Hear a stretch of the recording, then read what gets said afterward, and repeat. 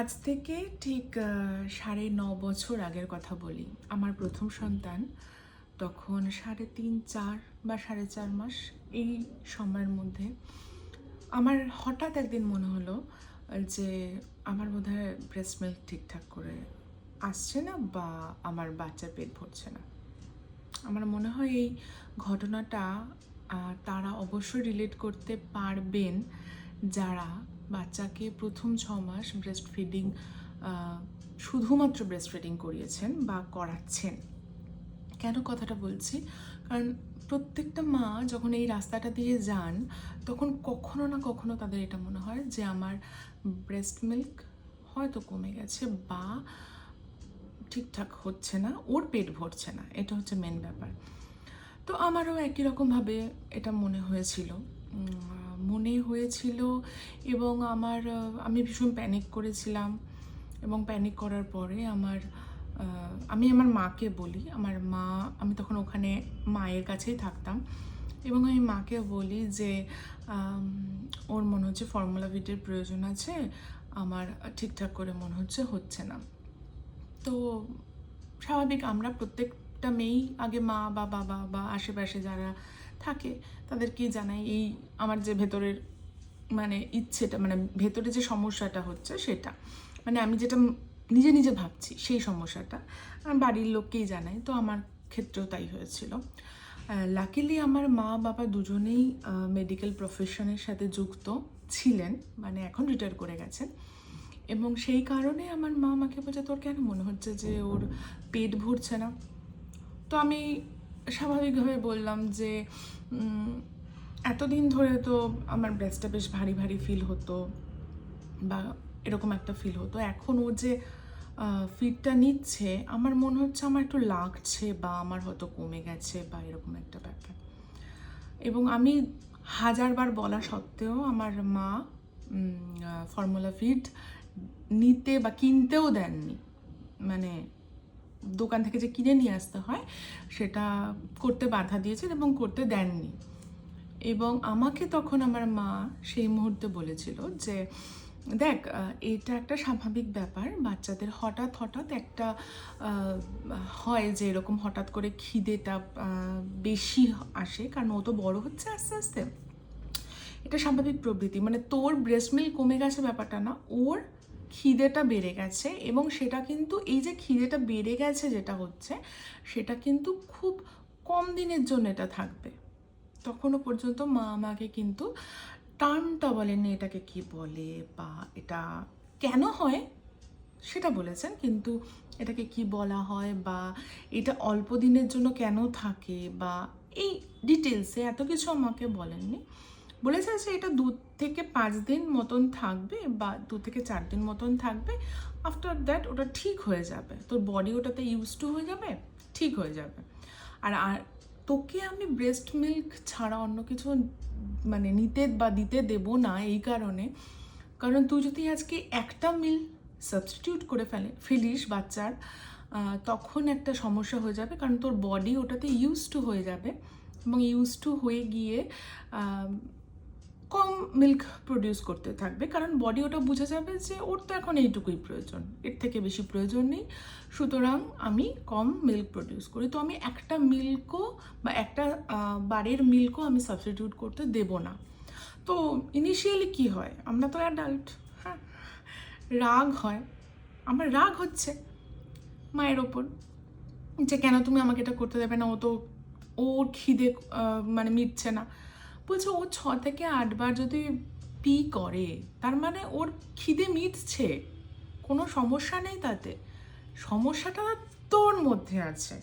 আমার মনে হয় এরকম অনেক মা এরকম করে থাকেন যে বাচ্চার মনে হলো যে বাচ্চার খিদে পাচ্ছে, আমরা তো আফটার অল মা, তো বাচ্চার খিদে পাচ্ছে এটাকে আমরা কোনোভাবেই মেনে নিতে পারি না। এবং আমার মিল্ক কম হচ্ছে সেই কারণে ওর খিদে থাকবে, এটাকেও মেনে নিতে পারি না। তো আমিও মেনে নিতে পারিনি এবং আমি মার সাথে প্রচুর আর্গিউ করেছি যে আমি ওকে একটা দিয়ে দিই, আর মা কিছুতেই কিনতে দেবে না, দিতেও দেবে না। এবং বেশ একটা লড়াইয়ের পর আলটিমেটলি আমি কিন্তু ব্রেস্ট মিল্কটাকে কোনোভাবে সাবস্টিটিউট করিনি কোনো মিল্কের সাথে।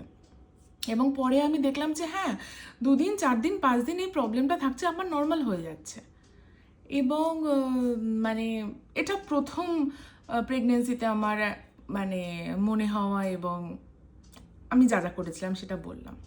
হ্যাঁ, সেম জিনিস দ্বিতীয় প্রেগনেন্সিতেও হয়, এবং তখন আমার কিছু মনে হয়নি মানে আমি এখানে তো আমার হাজব্যান্ড ছাড়া কেউ নেই। আমি দেবানকে বলতাম মনে হচ্ছে কম হচ্ছে, ও বলছে না না কম হচ্ছে না। মানে সেম জিনিস আমার মা ঠিক ওই সময় যা যা করেছিলেন, ও আমার সঙ্গে ঠিক একই একই কাজ করলো। এবং মানুষ ভুলে যায় আসলে প্রথম প্রেগনেন্সি এবং দ্বিতীয় প্রেগনেন্সির মধ্যে বেশ অনেকটা গ্যাপ ছিল। তো কোনো জায়গা থেকে মায়ের যে মাতৃসুলভ একটা আচরণ সেটা বেরিয়েই আসে। আমরা যতই শিক্ষিত হই, যতই অনেক কিছু জানি, অনেক কিছু জানা মায়েরাও অনেক বোকা হয়ে যায়। মানে ধরুন কোনো একজন সাইক্রিয়াটিস্ট, তিনি জানেন আফটার দ্যাট মানে আফটার ডেলিভারি তার পোস্টপার্টাম প্রেগনেন্সি মানে পোস্টপার্টাম পিরিয়ডে সে যে মানে ডিপ্রেশন হতে পারে তার, কিন্তু তার মানে কি সে তার পোস্টপার্টাম ডিপ্রেশন হবে না?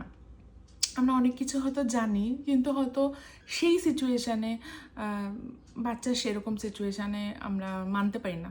মানে তখন ওই মায়ের ওই ব্যাপারটা চলে আসে, বাচ্চা কম খাচ্ছে, বাচ্চার বোধহয় খিদে পাচ্ছে, এই ব্যাপারগুলো চলে আসে।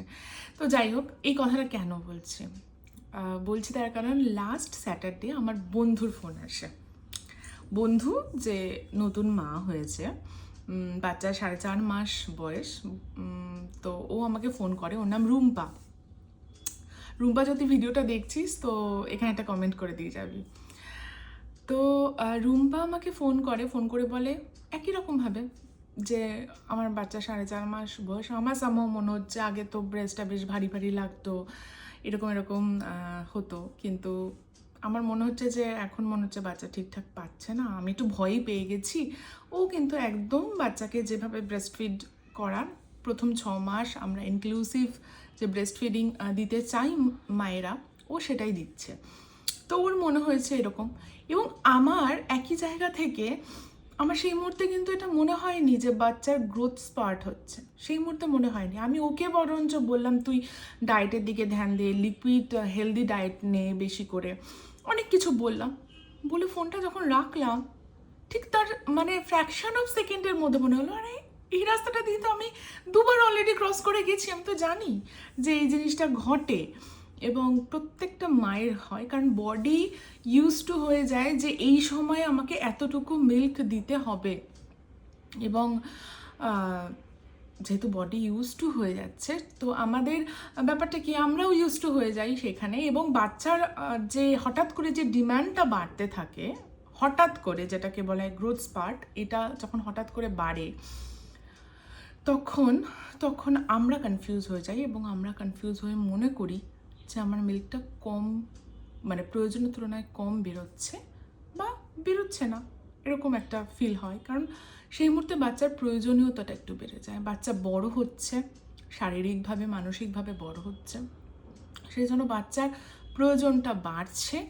এবং এই যে 2-5 দিনের মধ্যে যে এই গ্রোথ স্পার্টটা চলে, তারপরে কিন্তু অটোমেটিক্যালি বডি বুঝে যায় যে আমাকে ঠিক কতটা মানে বার করতে হবে মিল্ক, কতটা কমাতে হবে, বডি বুঝে যায়, অ্যাকর্ডিং টু সেই অনুযায়ী চলে। আরেকটা কথা বলা মানে ভালো যে গ্রোথ স্পার্টটা কিন্তু এই যে এই টাইমেই শুধু চলে তা না, প্রথম দিকেও চলে। কিন্তু প্রথম দিকে মানে যখন আপনার বডি মানে আমাদের বডি মিল্ক প্রডিউস করছে, সেই অবস্থাতে যখন শুরুতে তখন বডি ইনিশিয়ালি বুঝতে পারে না ঠিক কতটা মিল্ক একটা বাচ্চার জন্য প্রয়োজন।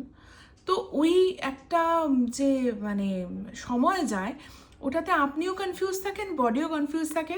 সুতরাং সেই সময় হয়তো সব মায়েরা অতটা ভালো বুঝতে পারে না, কারণ আমিও বুঝতে পারিনি যে গ্রোথ স্পার্ট আমার বাচ্চার চলছে, আমি অতটা বুঝতে পারিনি। কিন্তু 3 থেকে 6 মাসের মধ্যে যে সময়টা, এই সময়টাতে বুঝতে পারে বডি। কারণ এই যে লাস্ট 3 মাসে বাচ্চার প্রয়োজনীয়তাটা অনুযায়ী মিল্ক অলরেডি কিভাবে কতটুকু বেরোতে হবে বডি বুঝে গেছে। হঠাৎ করে যদি একটু মানে লাগে বা ব্রেস্টের ভারী হওয়াটা একটু হালকা কমে যায়, তখন কিন্তু আমাদের মধ্যে এটা একটু বেশি করে আমরা বুঝতে পারি, একটু ভালোভাবেই বুঝতে পারি। তো বাচ্চা যদি পি করে ঠিকঠাক, মানে পি হচ্ছে গিয়ে 6 থেকে 8 বার মতন যদি করে থাকে গোটা দিনে, তাহলে না এটা নিয়ে ভাবার কিছু নেই। আর এই ভুলটাও মানে করার কোনো দরকার নেই, মানে আমার মতন।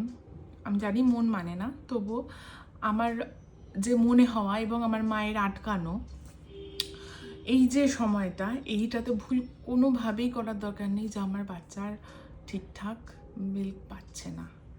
এটা কিন্তু অ্যাকচুয়ালি একটা ভুল।